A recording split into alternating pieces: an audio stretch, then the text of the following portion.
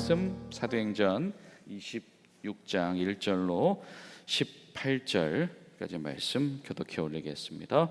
아그리빠가 바울에게 이르되 너를 위하여 말하기를 네게 허락하노라 하니 이에 바울이 손을 들어 변명하되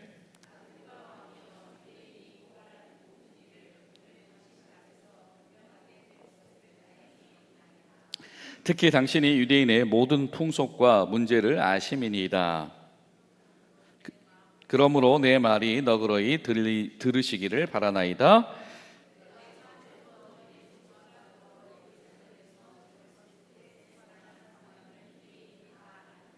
일찍부터 나를 알았으니 그들이 증언하려 하면 내가 우리 종교의 가장 엄한 팔을 따라 바리새인의 생활을 하였다 할 것이라.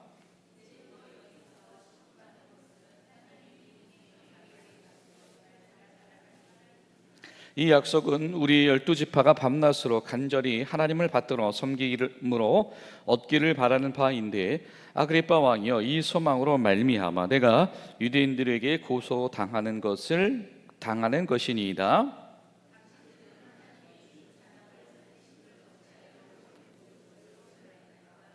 나도 나사렛 예수의 이름을 대적하여 많은 일을 행하여야 될 줄 스스로 생각하고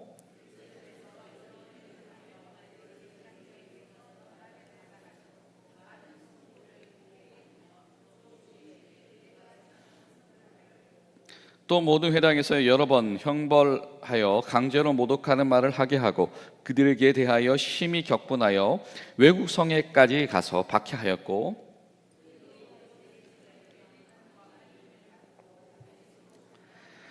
왕이여 정오가 되어서 길에서 보니 하늘로부터 해보다 더 밝은 빛이 나와 내 동행들을 둘러 비추는지라.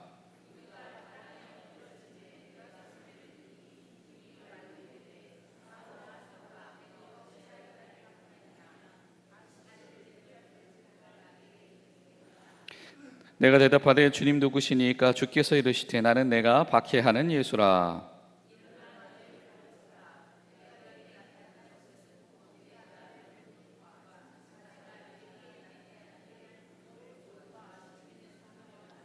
이스라엘과 이방인들에게서 내가 너를 구원하여 그들에게 보내어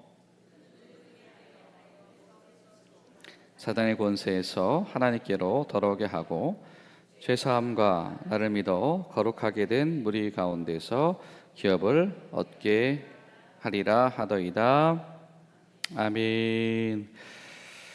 살아계신 하나님의 은혜 가운데 거하는 복된 하루 되시기를 간절히 소망합니다.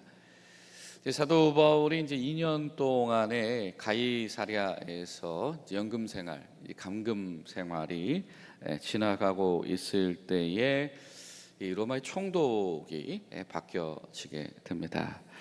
이제 벨릭스에서 이제 베스토라고 한 인물로 바뀌어지게 되면서 그에게 있어서 이 정치적인 어떤 이 지지 기반을 제고하기 위한 이 필요성이 대두가 되었죠. 그것은 이 유대인들의 자꾸 이 소송과 이 소요로 인해서 이제 사도 바울에 대한 이 고소고발 문제를 치리하는 문제였습니다. 또 때마침 이 시대에 또 이 유대아 지역의 분봉왕은 헤롯 왕가의 이제 마지막 왕이죠. 아그리빠가 이제 헤롯 왕가의 왕으로서 사실상 이 아그리빠는 좀 이 뭐라고 그럴까요? 이 기복이 큰 사람이었죠. 그가 이 왕위를 물러받게 될 때에 10대 후반이었는데요. 그때 이제는 유대아 지역 북쪽의 일부밖에 할당받지 못했다. 결국에는 그가 나중에는 로마 황제 글라디오와 이 친분을 바탕으로 해서 사실은 오히려 또 마지막에는 또 탄탄한 입지를 고려했던 그런 인물입니다. 그때 마침 그가 이제 이 30살 정도 되어서 이 분봉 왕으로서의 입지를 다져가던 이 시기, 그리고 이 로마의 총독이 새롭게 바뀐 시기, 이 시기가 바로 이때 묘하게 겹쳤다라고 하는 겁니다. 그래서 관례에 따라서 이 새로 부임한 총독들은 이 유대의 분봉왕을 불러다가 같이 만남을 하는 자리를 가지게 되어 있었는데, 때마침 그 상황이 펼쳐지고 있는 거죠. 여러분 상상을 해 보십시오. 이 로마의 총독과 유대의 분봉왕이 나란히 앉아서, 그렇죠? 함께 이 사도 바울을 신문하면서 어떻게든 이 사도 바울을 로마로 압송할 계획을 세우기 시작을 합니다. 그 기회를 엿보려고 하는 거죠. 로마 총독 입장에서는 이 문제를 빨리 그냥 이 법 절차에 맞게 처리해서, 그렇죠? 자신의 어떤 이 행정가로서의 면모에 오점이 되지 않을 수 있게 이것을 절차대로 빨리 처리하고 싶은 마음이 있었을 것이고요. 이제 헤롯 아그리파 같은 경우에는 어쨌든 이 사람은 유대인들의 환심을 사야 되는 사람이기 때문에 어찌됐든 이 정치적으로 그들의 환심을 살 수 있는 방법대로 빨리 이것을 처리하고 싶었을 겁니다. 그런 그 두 정치가의 어떤 필요가 맞닥뜨려서 이 가이사랴에서 2년 동안 연금되어 있었던 사도 바울을 다시 한번 신문하게 되어져 버렸죠. 자, 그런데 여러분 보십시오. 오늘 사도 바울이 그 신문의 현장에서 이 유대의 분봉왕인 헤롯 아그리파에게 전하는 메시지가 무엇입니까? 하나님이 하신 일입니다. 그리고 그 핵심 내용이 무엇이죠? 예수님의 죽음과 예수님의 부활이다. 하나님께서 일찍이 사도 바울에게 너가 땅끝까지 가야지, 로마까지도 가야지 라고 하는 비전을 품게 하시고, 또 뜻하지 않게 예루살렘으로 가게 하셨고, 예루살렘에서 고초를 겪다가 2년 동안 이 가택 연금 상태에서 오히려 이 로마인들 손에서 보호받게 하시고, 이런 여정들을 펼쳐가시던 하나님께서 오히려 지금 어떤 일을 펼쳐주고 계시냐면, 이 로마의 새로운 총독과 또 이 유대의 분봉왕을 앞에 앉혀두고 예수의 죽으심과 예수의 부활을 증언하게 하셨다. 그들은 이 바울을 처벌할 죄목을 찾으려고 하는 이 신문을 벌였는데, 그 신문의 현장이 유대 왕과 이 로마 총독에게 예수님의 죽으심과 부활을 증언하게 하는 증언의 자리가 되게 하시더라라고 하는 것이죠. 여러분, 이렇게 하나님께서는 우리가 계획하거나 예측할 수 없는 방법 가운데서 하나님의 일을 이끌고 가시는 줄로 믿습니다. 누가 예상했겠습니까? 이 총독과 이 분봉왕을 앉혀두고 예수의 죽으심과 부활을 증언하게 될 것이라고.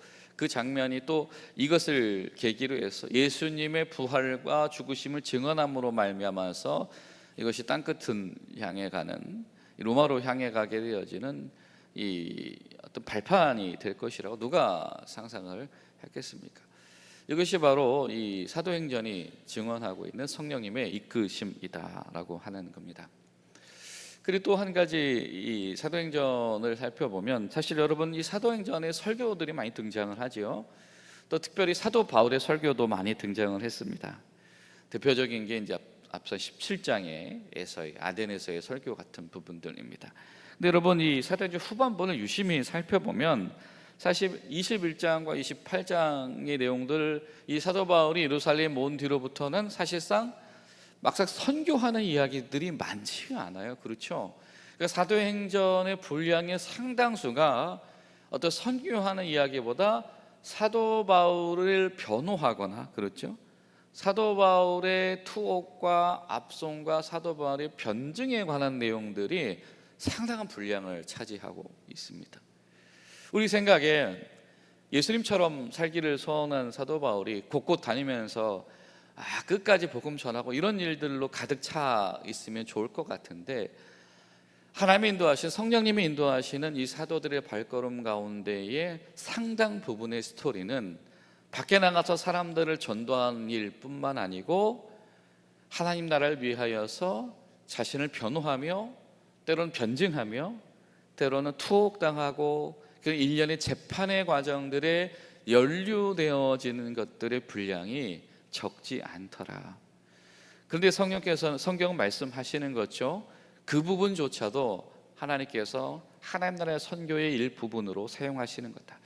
여러분, 때로는 우리가 사람들 앞에 서서 우리가 담대하게 말씀을 전하고 주의 복음을 전하고 또 열심히 뜨겁게 기도하면서 하나님의 역사를 경험하면서 우리가 전도할 수도 있습니다. 근데 때로는 성령께서는 우리에게 허락하시는 이 여러 가지 일련의 시간들 속에서 때로는 나의 삶을 버티기 위해서, 때로는 나의 삶을 변증하기 위해서, 때로는 나의 사명을 이것을 변호해내기 위해서 굉장히 소모되어지고 애써야 되어지는 이 상당한 분량이 요구되어질 수도 있다라고 하는 것이죠. 그런데 그것조차도, 그 일들이 성령 안에 있을 때에 하나님 나라를 위하여 쓰임받는 귀한 인생의 순간이 될 수 있다라고 하는 것입니다. 여러분, 바라기는 저 여러분에게 허락되어진 그 모든 시간들이 하나님 앞에서 그렇게 하나님 나라를 위하여서 쓰임받을 수 있기를 소망하며, 그 모든 순간순간들 가운데서 성령께서 여러분들과 함께 하시기를 간절히 소망합니다. 그런 하나님 앞에, 성령님 앞에 꽉 붙들려 있으니 자신의 부끄러운 일대기, 또 자신의 감격적인 일대기, 또 자신의 결정적으로 예수를 섬기게 되어진 이유, 이 모든 어떤 과정들을 다시 한번 상고하고 사람들 앞에서 선언하며 그를 통해서 예수님의 죽으심과 부활을 증언하는 일이, 이것이 담대하게 쓰임받을 수 있게 되어지더라라고 하는 것입니다. 그리고 또 여러분, 누가복음을 보면 또 이 독특한 점이 한 가지가 있어요. 뭐냐면 이 마태복음이나 마가복음과 달리 이 네 박자를 따릅니다. 무엇이 네 박자를 따르냐면, 예수님과 사도 바울이 이 예루살렘으로 향해서 고초당하는 이 과정 속에서 네 박자를 따릅니다. 산헤드린과 이 제사장들, 대제사장들의 신문을 받고, 그리고 총독과 왕의 신문을 3번을 걸쳐서 이 4번에 걸쳐진 이 일련의 재판을 받으면서 또 그 기간 중에 또 말씀을 선포하고, 때로는 이 떡을 나누며 성찬을 나누며, 오히려 이 사도행전에서 이 떡을 떼고 이 나누고 기도하는 장면은 베드로라든지 다른 사도들의 모습은 등장하지 않죠. 이 바울의 모습만 등장했었습니다. 자, 사도행전은 그것을 말씀하고 싶어 해요. 이 사도 바울이 주님의 일을 하다 보니까 이렇게 엄청나게 그냥 고생하고 고난 받은 것 같은데, 근데 곰곰이 묵상해 보니까 그 모습이 얼마나 예수님 닮아 있었는지요. 예수님이 고난 받을 거 뻔히 알면서 예루살렘으로 가셨던 것처럼, 예수님께서 산헤드린과 대제사장 앞에서 신문받고, 또 분봉왕 앞에서 신문받고, 로마 총독 앞에서 신문받고, 또 이 4번에 걸쳐서 신문받는 것처럼 사도 바울도 대제사장과 산헤드린에서 신문받고, 로마 총독 2명에 걸쳐서 신문받고, 또 아그리파 왕에게도 신문받고, 그 모습이 예수님과 얼마나 닮아 있는지. 이 사도행전은 성령 행전이기도 하지만 얼마나 이 교회와 사도와 제자들이 예수님을 닮았었는지를 증언하고 싶어 합니다. 모든 사람이 볼 때는 그냥 고난 당하는 것 같고, 제3자가 볼 때는 그냥 고생하는 것 같지만, 신앙의 눈을 가지고, 믿음의 눈을 가지고 바라보니 그 모습조차도, 그 인생조차도 예수님 닮게 하셨다. 성령 안에 있는 사람들은 그 모든 시간들이 그냥 단순히 성령님의 인도하심 속에서 걸어간다라고 하는 차원을 넘어서서 그 모습조차도 예수님 닮는 삶이더라 라고 하는 것이죠. 여러분, 조금 전에 우리가 고백했던 것처럼 우리 삶의 그 모든 시간들조차도 성령의 인도하심 받게 하소서라는 기도와 더불어서 그조차도 예수님 닮게 하시옵소서라고 하는 것이 저 여러분의 기도의 제목이 될 수 있기를 간절히 소망합니다. 그리고 동시에, 그와 동시에 우리가 반드시 기억해야 될 것이 무엇이겠습니까? 오늘 사도 바울이 사실은 자신의 인생의 어떤 향방을 결정하는 이 굉장히 이 중요한 이 신문 앞에서 그가 자신을 변호하고 변증하기 위한 그 시간을 무엇을 위하여서 활용하고 있는가, 할애하고 있는가라고 하는 것이죠. 8절 말씀 보면 그가 안타까움에 이렇게 소리칩니다. 당신들은 하나님의 죽을 사람을 살리심을 어찌하여 못 믿을 것으로 여기나이까.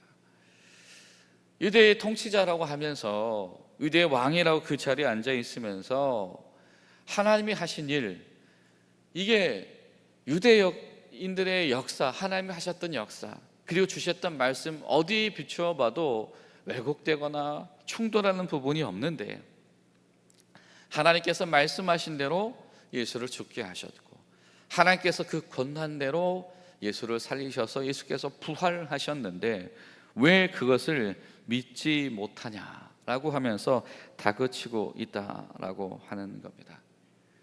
여러분, 사도 바울이 자신을 위한 마지막 변증을 위해서 애썼던 포인트는 바로 결국에는 이 두 가지입니다. 예수의 죽으심과 부활이다라고 하는 것이죠. 그리고 예수의 죽으심과 부활은 반드시 무엇을 촉구하게 되어져 있냐면 회개를 촉구하게 되어져 있습니다.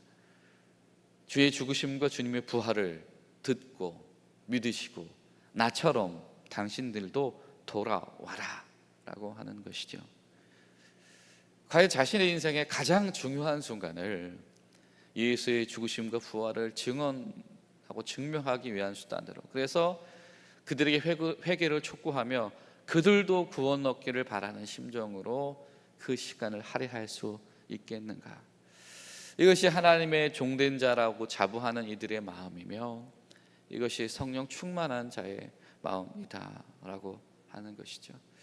여러분, 기도하실 때 하나님께서 저와 여러분에게 허락하신 이 모든 이 사명의 시간들 속에서 예수님의 죽으심, 예수님의 부활하심을 증언하고 증명하는 일이 내 삶 속에서 가장 중요한 순간에 자리 잡을 수 있게 되시기를 간절히 소망합니다. 그래서 저 여러분들의 영향력 속에서 무사람들이 듣고 회개하고 너희들도 돌아오라 라고 촉구하는 담대함들이 일어나시는 여러분 되시기를 간절히 소망합니다. 기도하시겠습니다. 좋으신 하나님, 오늘도 주님의 은혜 가운데 서게 하시니 감사드립니다. 하나님, 우리도 성령 안에 충만하길 원하며 우리도 하나님 가운데서의 담대함, 우리도 하나님 가운데서의 안타까운 마음들을 상실하지 않기를 원하오니 주님, 인생의 가장 중요한 순간에, 절체절명의 순간에 성령님의 인도하심 가운데 쓰임받는 사도 바울의 은혜를 우리에게도 허락하여 주시옵소서. 예수님의 이름으로 기도하옵나이다.